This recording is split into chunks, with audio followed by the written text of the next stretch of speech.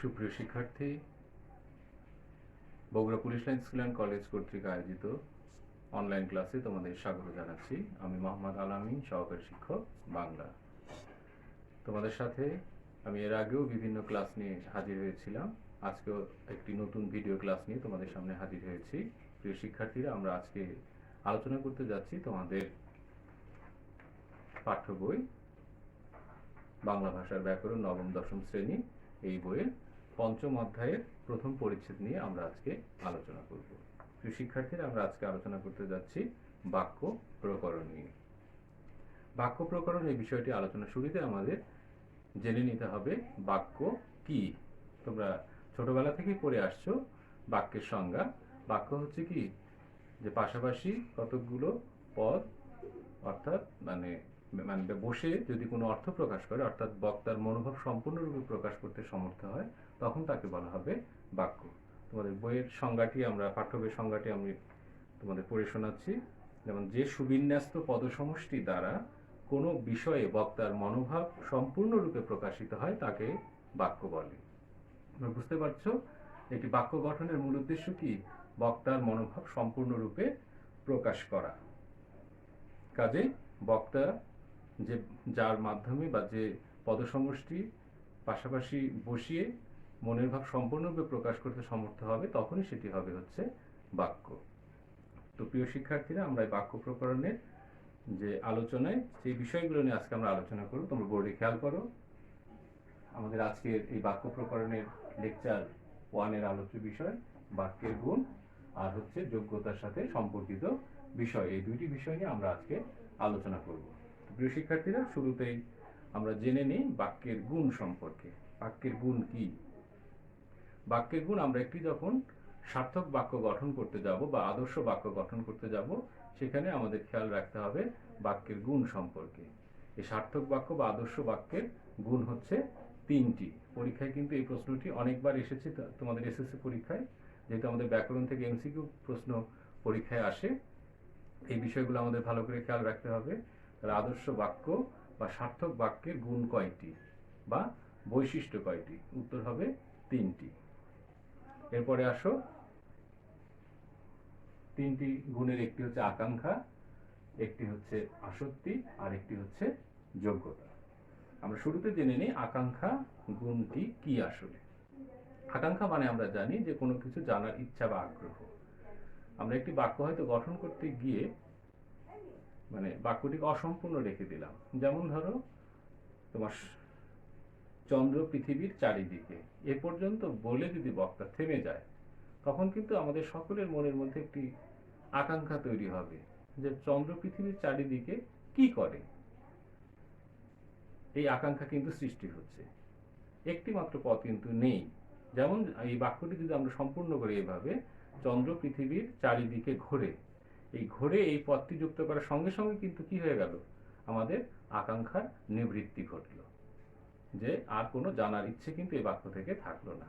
কাজে একটি পদ না থাকার কারণে বক্তার কাছ থেকে কি আকাঙ্ক্ষা সৃষ্টি হলো।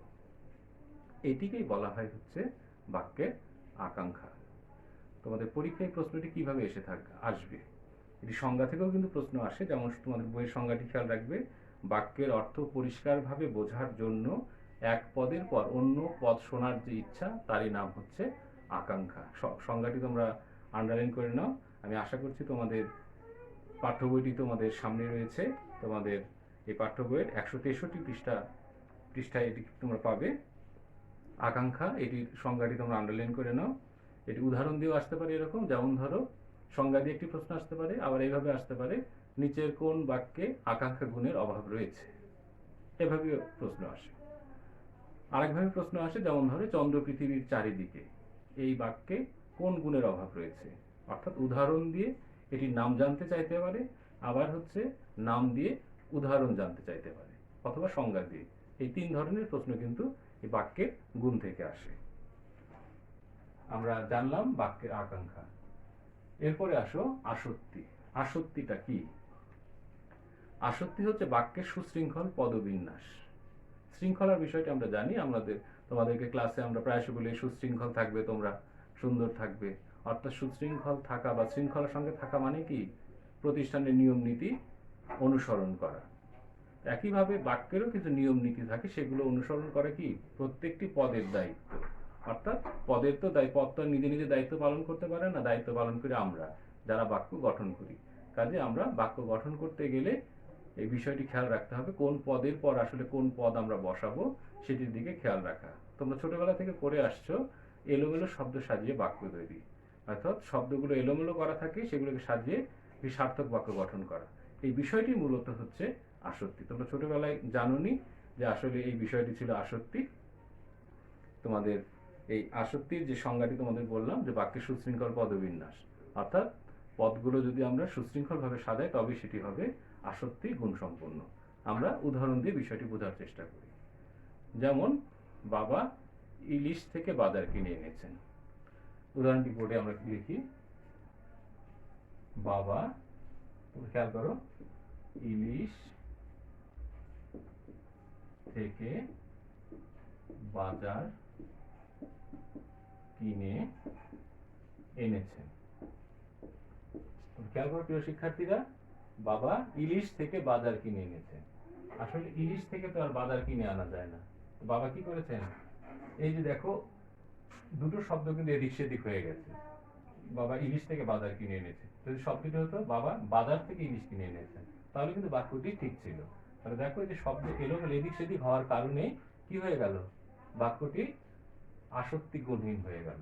কাজে আমাদের কি করতে হবে, ইলিশ এবং বাজার এই দুই শব্দটিকে কি করতে হবে, স্থান বিনিময় করতে হবে। তাহলে এখানে হবে বাজার আর এখানে হবে হচ্ছে ইলিশ। তাহলে দেখো বাবা বাজার থেকে ইলিশ কিনে এনেছেন, বাক্যটি কিন্তু কি হয়ে গেল, সার্থক হয়ে গেল, আদর্শ বাক্যে রূপ নিল।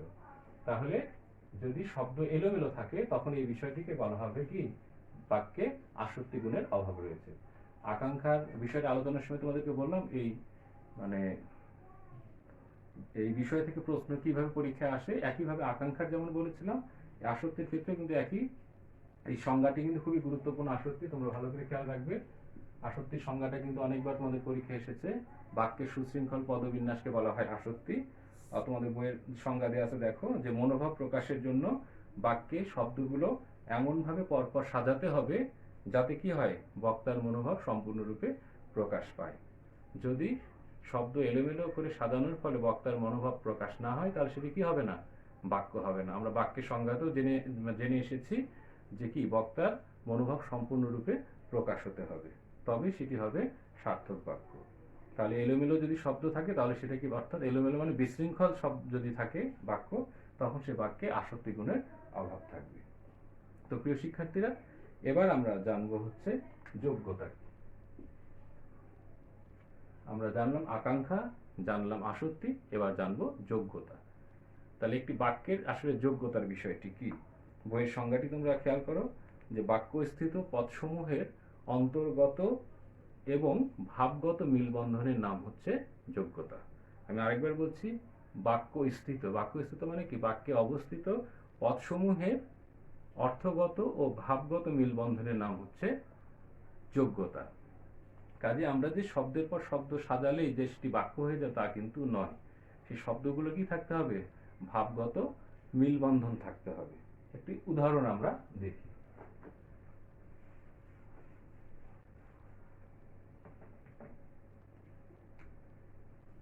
প্রিয় শিক্ষার্থীরা, তোমরা বোর্ডে খেয়াল করো, বর্ষার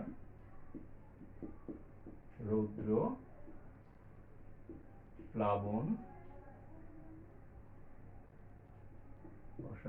প্লাবনের সৃষ্টি করে। তোমরা খেয়াল করো বোর্ডে, বর্ষার রৌদ্র প্লাবনের সৃষ্টি করে। এখন কথা হচ্ছে যে রোদ থেকে প্লাবন মানে কি, প্লাবন মানে হচ্ছে বন্যা। প্লাবন শব্দের অর্থ হচ্ছে বন্যা। এখন রোদ থেকে কি বন্যা সৃষ্টি হয়? তোমরা জানো যে এখন আসলে আমাদের বাংলাদেশে বিভিন্ন অঞ্চল বন্যা কবলিত হয়েছে, অনেক মানুষ কিন্তু অসহায় জীবন যাপন করছে। তোমরা বন্যার সাথে কিন্তু, আমাদের বাংলাদেশের মানুষ আমরা সবাই বন্যার সাথে পরিচিত। বন্যা আসলে কি হয়, বর্ষার রৌদ্র থেকে কি হয়, বন্যা সৃষ্টি হয়? অবশ্যই কিন্তু না, রোদ থেকে কিন্তু বন্যা সৃষ্টি হয় না। এখানে যদি আমরা রৌদ্রের পরিবর্তে যদি লিখতাম বৃষ্টিতে, যে বর্ষার বৃষ্টিতে প্লাবনের সৃষ্টি করে, এটি কিন্তু ঠিক ছিল। আর একটি মাত্র শব্দ দেখো, মানে এই শব্দটি কি ভাবগত, অর্থাৎ যে আমরা যে বাক্যটি গঠন করেছি এই বাক্যে তোমার হচ্ছে যেমন বর্ষার সাথে রোদের সম্পর্ক নেই, আবার রোদের সাথে প্লাবনের সম্পর্ক নেই, অর্থাৎ এই যে শব্দগুলো মানে পদগুলো পাশাপাশি বসেছে এদের মধ্যে কি নেই, ভাবগত মিল নেই। তাহলে এই ভাবগত মিল বন্ধন যেহেতু নেই, কাজে এই বাক্যটি কি হারালো, বাক্যটি তার যোগ্যতা হারালো। তাহলে এই যে যোগ্যতার বিষয়টি তোমরা বুঝতে পেরেছো, যে যেটা সঙ্গে বললাম আমি, যে বাক্যস্থিত পদসমূহের অর্থগত ও ভাবগত মিলবন্ধনের নাম হচ্ছে যোগ্যতা। তাহলে আমরা একটি সার্থক বাক্য গঠন করতে গেলে অবশ্যই মানে বাক্যে কোনো আকাঙ্ক্ষা থাকবে না, বাক্যে আসক্তি অর্থাৎ বাক্য বিশৃঙ্খল হওয়া যাবে না, বা আমরা মানে পাশাপাশি সব শব্দ ঠিকঠাক বসিয়েছি কিন্তু যদি এখানে কি ভাবগত বা অর্থগত মানে মিল না থাকে, তখন সেটিও কি হবে না, সেটিও সার্থক বাক্য বা আদর্শ বাক্য হবে না। এই বিষয়গুলো আমাদের খেয়াল রাখতে হবে।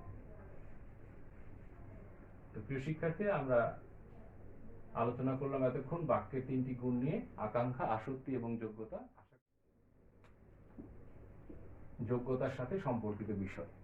অর্থাৎ আমরা যে যোগ্যতার বিষয়টি কথা বললাম, যে বাক্যে পদসমূহের অর্থগত এবং মিলবন্ধনের বিষয়টি, ভাবগত মিলবন্ধনের বিষয়টি, এখন এটির সাথে কিছু কিছু বিষয় মানে যুক্ত রয়েছে, সেই বিষয়গুলো নিয়ে আমরা আলোচনা করব। প্রথমে আসো তোমরা 163 পৃষ্ঠায় দেখো, একেবারে নিচের দিকে রয়েছে তোমাদের এই পৃষ্ঠার 163 পৃষ্ঠার নিচের দিকে শব্দের যোগ্যতার সঙ্গে নিম্নলিখিত বিষয়গুলো জড়িত থাকে। প্রথমেই দেখো রীতিসিদ্ধ অর্থবাচকতা। এখন কথা হচ্ছে রীতিসিদ্ধ অর্থবাচকতা বলতে আমরা কি বুঝি? রীতিসিদ্ধ মানে কি? রীতি মানে হচ্ছে নিয়ম, অর্থাৎ নিয়ম দ্বারা প্রমাণিত যে বিষয় সেটি হচ্ছে রীতিসিদ্ধ। আর এই নিয়ম দ্বারা প্রমাণিত যে অর্থ সেটাকেই বলা হয় রীতিসিদ্ধ অর্থবাচকতা।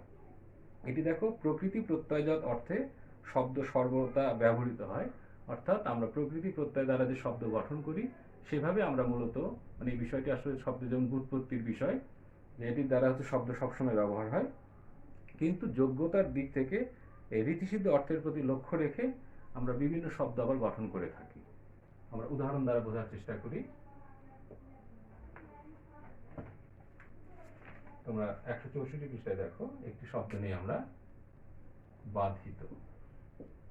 দেখো বাধিত, এখন বাধিত এই শব্দটিকে যদি আমরা বিশ্লেষণ করি, বাধ যোগ ইত, এখন এই যে বাধ যোগ ইত তার মানে কি, এই বাধ মানে কি, বাধা। তাহলে বাধা, তাহলে বাধিত দ্বারা অর্থ দাঁড়াচ্ছে, এই বাধিত শব্দের অর্থ দাঁড়াচ্ছে বাধা প্রাপ্ত। কি অর্থ দাঁড়াচ্ছে? বাধা প্রাপ্ত। কিন্তু এই যে বাধিত শব্দের যে আমরা অর্থ ব্যবহার করি, তোমরা হচ্ছে আবেদনপত্র যে লেখো, সে আবেদনপত্রে তোমরা লেখো যে তোমার যে একেবারে আবেদনপত্র শেষের দিকে আমরা লিখি যে মানে বাধিত থাকিব, এরকম শব্দ আমরা ব্যবহার করে থাকি। যে বাধিত মানে কি, এখানে অনুগৃহীত থাকা বা কৃতজ্ঞ থাকা। হয়তো তুমি কোনো বিষয় নিয়ে আবেদন মানে লিখেছো, হয়তো 3 দিনের ছুটি দরকার, শেষে এসে লিখেছো যে 3 দিনের ছুটি তোমাকে দেওয়া হয়, তাহলে তুমি কি থাকবে, বাধিত থাকবে। তো এই বাধিত শব্দটি আমরা ব্যবহার করি কি অর্থে, অনুগৃহীত অর্থে। কি অর্থে ব্যবহার করি, অনুগৃহীত অর্থে। এই যে অনুগৃহীত অর্থ, এটি আসলে কি, এটি হচ্ছে রীতিসিদ্ধ, এটি হচ্ছে রীতিসিদ্ধ। আর এখানে দেখো যে বাধাপ্রাপ্ত, এটি দ্বারা এটি কি হলো, এটি হচ্ছে প্রকৃতি ও প্রত্যয়জাত অর্থ, অর্থাৎ শব্দের যে গঠন, এই গঠন থেকে কিন্তু এই অর্থটা পাওয়া গেল, কিন্তু আমরা এই অর্থে ব্যবহার না করে আমরা বাধিত শব্দের অনুগৃহীত এই অর্থে ব্যবহার করে থাকি। এই বিষয়টিকে বলা হয় হচ্ছে রীতিসিদ্ধ অর্থবাচকতা। এরপরে আসো দুর্বোধ্যতা। খ নম্বর দেখো 164 পৃষ্ঠা, দুর্বোধ্যতার বিষয়টি কি? দুর্বোধ্য মানে কি, যা আমাদের বোধগম্য নয়, যা আমরা বুঝতে পারি না। দুর্বোধ্য হচ্ছে আমরা অনেক সময় বাক্য গঠন করতে গিয়ে অপ্রচলিত শব্দ ব্যবহার করে ফেলি, এমন শব্দ ব্যবহার করি যে শব্দের অর্থ আমাদের জানা নেই। হয়তো এই শব্দের অর্থ বের করতে গেলে আমাদের মানে বাংলা হয়তো অভিধান সামনে নিতে হবে, নিয়ে সেটা বাংলা হোক ইংরেজি হোক সকল ভাষার ক্ষেত্রে প্রযোজ্য, যে অভিধান সামনে রেখে সেই অর্থটা বের করে নিয়ে সেই বাক্যটি আমাদের অর্থ উদ্ধার করতে হয়। যেমন দেখো তোমাদের বই থেকে একটু উদাহরণ দিই আমি, তুমি আমার সঙ্গে প্রপঞ্চ করেছো। এই বাক্যে খেয়াল করো, তুমি আমার সঙ্গে প্রপঞ্চ করেছো। তুমি আমার সঙ্গে তারপরে করেছো, এই প্রতিটি শব্দের অর্থ কিন্তু আমরা জানি। শুধুমাত্র প্রপঞ্চ, এই প্রপঞ্চের অর্থটা কিন্তু আমরা উদ্ধার করতে পারছি না, কারণ এই শব্দটি কি অপ্রচলিত। এই প্রপঞ্চ না করে যদি আমরা বলতাম এই প্রপঞ্চ শব্দের অর্থ হচ্ছে চাতুরি করা, মায়া, ছলনা করা, যদি হতো এরকম তুমি আমার সঙ্গে ছলনা করেছো, তাহলে কিন্তু আমরা খুব সহজেই বুঝতে পারতাম ছলনা বা মায়া, তারপরে চালাকি করা, এগুলোর অর্থ কিন্তু আমরা জানি, কিন্তু প্রপঞ্চ শব্দের অর্থ আমরা জানি না। তাহলে এই যে অপ্রচলিত বা দুর্বোধ্য শব্দটি ব্যবহার করার ফলে কি হলো, বাক্যটি তার যোগ্যতা হারালো। কাজে আমাদের এ ধরনের শব্দ ব্যবহার থেকে বিরত থাকতে হবে। তো প্রিয় শিক্ষার্থীরা, তোমরা বুঝতে পেরেছো দুর্বোধ্যতার বিষয়টি। এবার আসি আমরা গ নম্বরে, উপমার ভুল প্রয়োগ। কথা হচ্ছে উপমা কি? এই উপমাটি আসলে আমাদের যে তোমরা বাংলা প্রথম পত্রে কবিতা পড়ো, কবিতার যে দুটি প্রধান বিষয় রয়েছে, একটি হচ্ছে ছন্দ আর একটি হচ্ছে অলংকার। এই অলংকারের মধ্যেই রয়েছে হচ্ছে উপমা। উপমা মানে হচ্ছে তুলনা। তোমরা ব্যাকরণে সমাসেও পড়েছো, আমি এর আগেও সমাসের যে ক্লাস নিয়েছি সেই ক্লাসেও তোমরা দেখেছো। মানে উপমার বিষয়টি হচ্ছে, উপমা শব্দের অর্থ হচ্ছে তুলনা। তোমরা যখন সমাসে পড়ো মানে পড়েছো উপমান কর্মধারায়, উপমিত কর্মধারায়, এই বিষয়টি হচ্ছে আসলে উপমা শব্দ থেকেই ওই সমাসগুলো তৈরি হয়েছে। এই উপমা মানে হচ্ছে তুলনা করা। এখন কথা হচ্ছে তুলনা করতে গিয়ে আমরা এমন শব্দ মানে ব্যবহার করে ফেলি যার সাথে কি সেই বাক্যের বাস্তবতার কোনো মিল থাকে না। শুধুমাত্র তুলনার জন্য তুলনা করলেই কিন্তু হবে না, এমন বিষয়ের সাথে মানে বিষয়ের তুলনা করতে বা শব্দের সাথে শব্দের তুলনা করতে হবে যার সাথে কি থাকবে, মিল থাকবে। যেমন ধরো তোমাদের বইয়ে একটি উদাহরণ, যে আমার হৃদয় মন্দিরে আশার বীজ উক্ত হলো। এখন এই যে আশার বীজ উক্ত হলো, বীজ আসলে কোথায় আমরা বপন করি, বা বীজ থেকে তোমার হচ্ছে এই চারা তৈরি হয়, সেটি হচ্ছে ক্ষেতে যখন আমরা বীজ বপন করব বা জমিতে বীজ বপন করব, তখন সেখান থেকে কিন্তু কি হবে, মানে কোন চারা তৈরি হবে। কিন্তু বীজ তো আসলে মন্দিরে তো আমরা বীজ বপন করি না। তাহলে এই যে দেখো, এই বীজ শব্দটি ব্যবহার করার ফলে কি হয়ে গেল, উপমার ভুল প্রয়োগ করা হলো। এটি মূলত হচ্ছে মানে উপমার ভুল প্রয়োগ। এই ঠিকভাবে যদি আমরা এই অলংকার অর্থাৎ উপমা অলংকারটি ব্যবহার করতে না পারি, তাহলে বাক্যটি কি হারাবে, যোগ্যতা হারাবে। এরপরে আসো প্রিয় শিক্ষার্থীরা, বাহুল্য দোষ। বাহুল্য শব্দের অর্থ কি? বাহুল্য মানেই হচ্ছে অতিরিক্ত। কাজে আমাদের বাক্য গঠন করতে গিয়ে অতিরিক্ত কোনো শব্দ ব্যবহার করা যাবে না। এই অতিরিক্ত শব্দ থেকে আমাদের বিরত থাকতে হবে। এই অতিরিক্ত শব্দ মানে বিষয়টি মূলত বচন সম্পর্কিত। আমরা মানে বচন ব্যবহার করতে গিয়ে অর্থাৎ বহুত্ববোধক শব্দ তৈরি করতে গিয়ে সাধারণত এই বাহুল্য মানে দোষে দুষ্ট হয়ে থাকি। যেমন দেখো, একটু উদাহরণ দিই, তাহলে তোমরা বিষয়টি বুঝতে পারবে।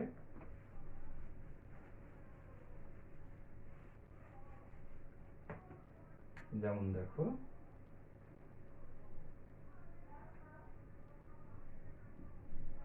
সব আলেম গণ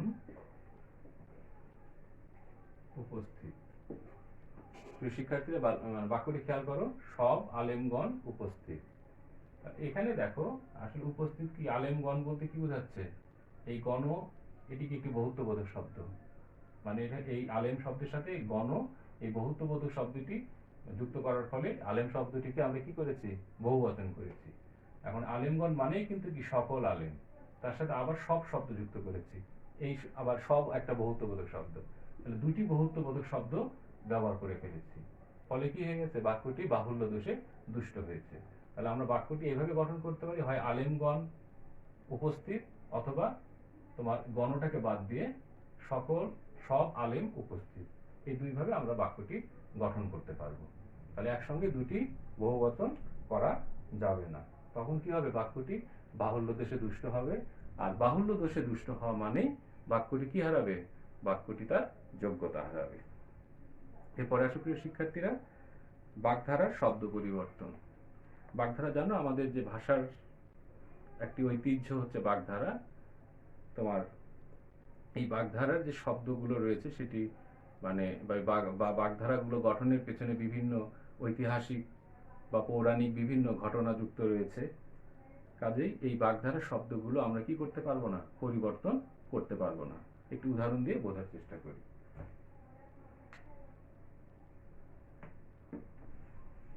তোমরা বোর্ডে খেয়াল করো প্রিয় শিক্ষার্থীরা, যেমন দেখো তোমাদের বইয়ে থেকে উদাহরণ দিচ্ছি, অরণ্যে রোদন। খেয়াল করো, অরণ্যে রোদন। অরণ্য মানে কি? বন। আর রোদন মানে কান্না। অরণ্যে এই শব্দটির একটি সমার্থক শব্দ আমরা লিখি বন। অরণ্যে, অরণ্যে থেকে বনে। রোদনের একটি সমার্থক শব্দ নেই, ক্রন্দন। দেখো এটি কি হয়ে গেল? অরণ্যে রোদন থেকে হয়ে গেল বনে ক্রন্দন। অর্থ কিন্তু ঠিক থাকলো। অরণ্যে রোদন এই বাগধারাটির অর্থ কি রয়েছে? অর্থ রয়েছে নিষ্ফল আবেদন। কিন্তু এটিকে আমরা কি শব্দ পাল্টে দিয়ে এটাকে কি করলাম? বনে ক্রন্দন। এখন এই যে দেখো বাগধারা শব্দ পরিবর্তনের ফলে কি হয়ে গেল? এটি হচ্ছে তার যোগ্যতা হারালো। কাজেই বাগধারা শব্দ পরিবর্তন করা থেকে আমাদের কি থাকতে হবে? বিরত থাকতে হবে। আমাদের নিজেদের ইচ্ছা মাফিক শব্দ পরিবর্তন করা যাবে না। বাগধারা গুলো আসলে আমাদের যেহেতু ভাষার ঐতিহ্য, এই ঐতিহ্যকে আমাদের কি করতে হবে? ভাষার স্বার্থেই বহন করতে হবে। এরপরে আসো গুরুচণ্ডালী দোষ। গুরুচণ্ডালী মানে কি? সাধুর সাথে চলিত মিশ্রণ। সাধু ভাষারীতি, চলিত ভাষারীতি সম্পর্কে তোমরা এর আগে জেনেছো। আর গুরুচণ্ডালীটা মূলত বাংলা ভাষার শব্দের সাথে তৎসম শব্দের যে মিশ্রণ ঘটে, এটিকে আসলে বলা হয়ে থাকে গুরুচণ্ডালী দোষ।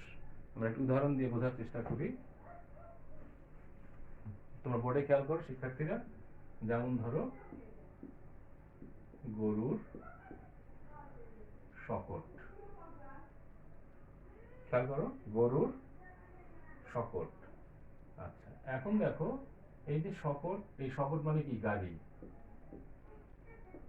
তাহলে এই যে গরুর গাড়ি। তাহলে এখন হচ্ছে এই যে গরুর গাড়ি, এটি গরু হচ্ছে কি? এটি বাংলা শব্দ। আবার গাড়ি, এটিও বাংলা শব্দ। শুধুমাত্র শকট, এটি হচ্ছে কি? এটি হচ্ছে সংস্কৃত শব্দ। খেয়াল করো, কারণ গরু হচ্ছে বাংলা শব্দ, গাড়ি বাংলা শব্দ। যদি আমরা শব্দ বন্ধটি তৈরি হয় এরকম গরুর গাড়ি, তাহলে কিন্তু ঠিক থাকছে বাংলার সাথে বাংলা। কিন্তু গরুর গাড়ি না লিখে আমরা যদি কি গরুর শকট লিখি, তখন কি হয়ে যাচ্ছে? বাংলার সাথে সংস্কৃত যোগ হয়ে যাচ্ছে। ফলে কি হচ্ছে? এখানে বাক্যটি মানে অর্থাৎ শব্দ বন্ধটি তার কি হারাচ্ছে? যোগ্যতা হারাচ্ছে। কাজে শব্দটি তখন কি হয়ে যাবে? গুরুচণ্ডালী দোষে দুষ্ট হয়ে যাবে। অর্থাৎ বাংলার সাথে সংস্কৃতের মিশ্রণের ফলে গুরুচণ্ডালী দোষ সৃষ্টি হলো। এটি কিন্তু খুব গুরুত্বপূর্ণ। পরীক্ষায় কিন্তু এভাবে আসা প্রশ্ন। যেমন গরুর গাড়ির পরিবর্তে গরুর শকট লিখলে বাক্যটি কি হারাবে? যোগ্যতা হারাবে। একইভাবে শব দাহর পরিবর্তে যদি আমরা লিখি শব পোড়া। শব মানে লাশ, আর দাহ মানে কি? পোড়ানো। তার দাহ শব্দ এই সংস্কৃত শব্দে উঠিয়ে দিয়ে আমরা পোড়া যদি লিখি বাংলা শব্দ, তখন সেটি কি হয়ে যাবে? তখন বাক্যটি তার মানে শব্দ বন্ধটি তার যোগ্যতা হারাবে। এরকম করে মরা পোড়া, এটি যদি আমরা মরা দাহ লিখি, তখন আবার কি বাংলার সাথে সংস্কৃতের মিশ্রণে এটি কি হয়ে যাবে? গুরুচণ্ডালী দোষে দুষ্ট হবে। তো প্রিয় শিক্ষার্থীরা, আমাদের আজকের আলোচনা এই পর্যন্তই। তোমাদের সাথে বাক্য প্রকরণের দ্বিতীয় লেকচারে আবার দেখা হবে। সেই পর্যন্ত তোমরা সুস্থ থাকো, সুন্দর থাকো। সবাইকে ধন্যবাদ।